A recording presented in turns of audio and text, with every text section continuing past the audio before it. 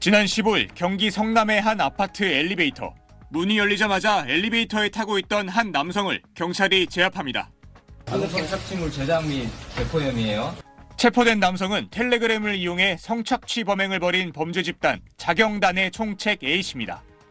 A씨는 소셜미디어에서 지인 능력 딥페이크 허위 영상물 제작과 유포에 관심을 보인 남성과 성적 호기심을 표현하는 여성을 범행 대상으로 삼았습니다. 이들의 개인 신상 정보를 보내달라고 해 확보한 뒤 지시를 따르지 않으면 이를 유포하겠다고 협박했습니다. 이 과정에서 자신을 목사라 칭하며 약점 잡힌 사람들을 포섭해 또 다른 피해자를 끌어들이는 연쇄 포섭 방식을 사용했습니다. 목사 아래 집사와 전도사, 예비 전도사 등을 둬 상명하복의 지휘체계를 형성한 걸로 경찰 조사 결과 드러났습니다. 또 A씨는 1시간마다 일상을 보고하거나 반성문을 쓰게 하고 이를 어기면 나체를 촬영하거나 자해하게 하는 등 가학적인 성착취 행위를 강요했습니다.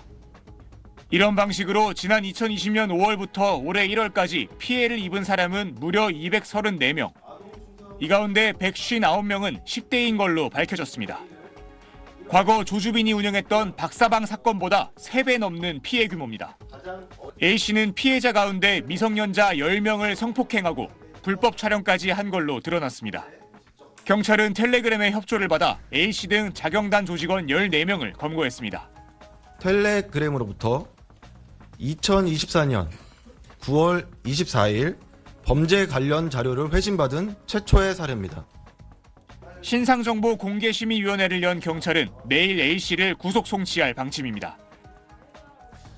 이 내용 취재한 김진우 기자 나와 있습니다. 참 사회적으로 큰 공분을 일으켰었던 조주빈 사건보다 피해자가 더 많다는 게 굉장히 충격적인데 이 총책이라는 이 사람 대체 어떤 사람입니까? 네, 총책인 A씨는 30대 남성으로 평범한 회사원이었습니다. 네. 텔레그램에서 자칭 목사라는 이름으로 활동했는데 드라마 수리남의 주인공을 모티브로 삼아 정했다고 경찰에 진술했습니다. 네, 범행 수법은 과거 N번방 같은 유사한 범행 사례를 연구한 결과였습니다. 주홍글씨 사건이나 박사방 사건 같은 것을 참고해서 피해자들을 유인했는데 이번엔 남녀를 가리지 않았고 특히 협박에 대한 대응이 취약한 10대를 주요 범행 대상으로 삼아서 더욱 악랄한 수법을 사용했습니다. A씨는 처음에 진술을 거부하다 경찰이 증거를 내밀자 범행 일체를 시인한 걸로 알려졌는데 수사 과정에서 사이버 수사과 아저씨들 저 잡을 수 있겠냐, 헛고생하지 말고 가서 푹 쉬라 이런 문자를 남기면서 수사기관을 우롱하기도 했습니다. 경찰은 A씨가 어린 피해자들의 일거수일투족을 감시하고 가혹행위를 강요하면서 피해자들을 심리적으로 지배한 것 같다고 전했습니다. 그러니까 조사 결과가 심리적 지배를 해서 이제 성착취 그런 범행을 저질렀다는 건데 피해자 입장에서 상당히 어떻게 보면 속수무책으로 당할 수밖에 없는 그런 상황이었던 것 같습니다.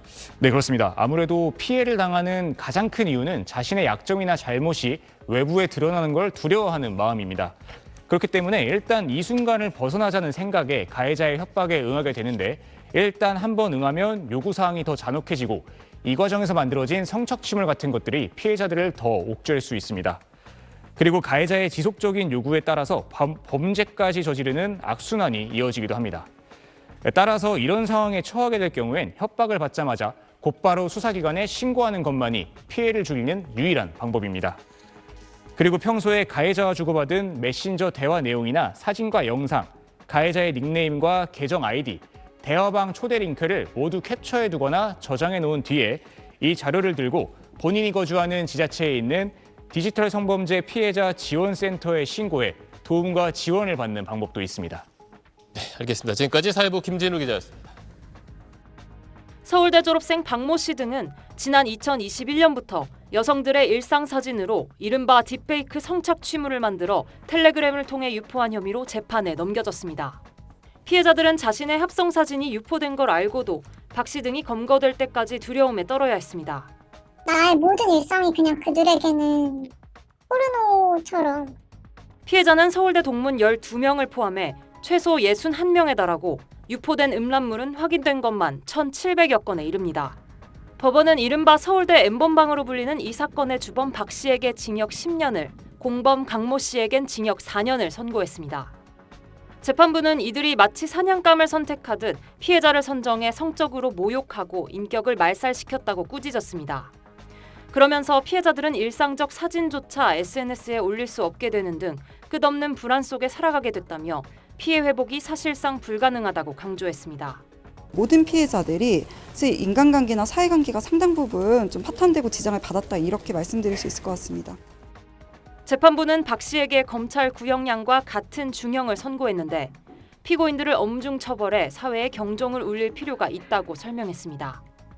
박 씨 등은 재판 과정에서 우울과 스트레스 등 정신병으로 인한 범행이라고 주장했지만 재판부는 받아들이지 않았습니다. SBS 여영규입니다. 지난 6월 한 SNS에 지인 연예인 합성, 능욕 판매란 광고 게시물이 올라왔습니다. 아동 청소년 성착취물 판매 정황도 있어 경찰이 구매자를 가장해 수사에 나섰고 고등학생 A군을 붙잡았습니다. A군 휴대전화에선 판매된 딥페이크 성착취물 300여 장이 발견됐고 장당 1,000원에서 2,000원에 팔린 걸로 조사됐습니다. 피해자는 A군이 다녔던 중학교의 교사와 여학생 등 13명에 달합니다. 유명 연예인 등의 딥페이크 합성물과 아동 청소년 성착취물을 판매한 10대 3명도 경찰에 붙잡혔습니다. 웹하드에 저장돼 있는 동영상물을 링크를 걸어가지고 들어가서 그거를 시청할 수도 있고 다운받을 수도 있고 다시 언제든지 팔 수도 있고. 죄의식 없이 돈벌이를 위해 딥페이크 성범죄를 벌이는 일이 10대까지 번지고 있는 상황.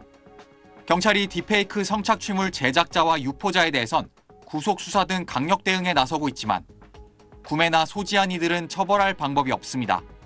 단순히 내가 시청하고 소지하고 그런 부분에 대해서는 전혀 법적인 제재가 없기 때문에 구입을 통해서 또 다시 또 재배포가 될 가능성이 훨씬 높아지는 부분.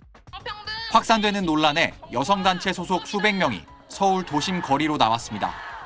딥페이크 성폭력을 조장하는 플랫폼에 대한 규제와 정부의 근본적인 대책 마련을 촉구했습니다. 대책이라곤 여전히 여성들이 피해자가 되지 않도록 조심하기를 강조할 뿐입니다. 성폭력에 대한 관점을 전환해서 형법과 피해 지원 체계를 정비해야 합니다. 국회에는 뒤늦게 최근 열흘간 30여 개의 관련 법안이 잇따라 발의됐습니다. SBS 박재현입니다. 서울대 졸업생이 대학 동문들을 상대로 벌인 디지털 성범죄 사건과 관련해 경찰이 이전에 4차례나 수사하고도 피의자를 특정하지 못해 수사를 종결했던 걸로 드러났습니다. 서울경찰청 사이버수사대는 서울대 동문 12명 등 수십 명의 사진으로 합성 음란물을 제작해 텔레그램으로 유포한 혐의를 받는 30대 남성 박 씨와 강 씨를 구속 송치했다고 밝혔습니다. 이들이 만든 음란물을 텔레그램에서 공유받아 재유포하고 지인들을 상대로 허위 영상물 등을 제작 유포한 다른 남성 3명도 검찰에 넘겨졌습니다. 박 씨는 2021년 7월부터 올해 4월까지 서울대 동문을 비롯한 여성 48명의 졸업사진 또는 SNS 사진을 인터넷에 나체 사진 등과 합성해 음란물을 만들고 이를 유포한 혐의를 받습니다. 아동 청소년을 대상으로 한 성착취물을 소지하고 유포한 혐의도 있습니다. 박 씨는 서울대 동문 강 씨에게서 합성 음란물과 함께 피해자 신상 정보를 받아 이를 텔레그램 대화방에 유포하고 피해자에게 메시지를 보내는 등 접근한 것으로 조사됐습니다. 범행 전 일면식도 없었던 이들은 범행 과정에서 서로를 한 몸으로 지칭하고 서로를 합성 전문가로 치켜세우는 등 끈끈한 유대 관계를 형성했습니다.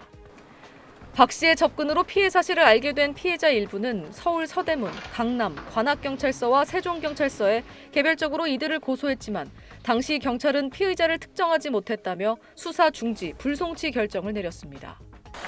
지난해 12월 경찰청 국가수사본부가 재수사 지시를 내린 뒤 서울청 사이버수사대가 재수사에 착수해 이들의 덜미를 잡았습니다. 경찰 관계자는 앞선 4차례 수사에서 익명성이 높은 텔레그램 특성으로 피의자를 특정하지 못했다고 밝혔습니다. 경찰은 이들이 제작 유포한 음란물을 재유포한 이들을 계속 추적 중입니다. SBS 김민정입니다.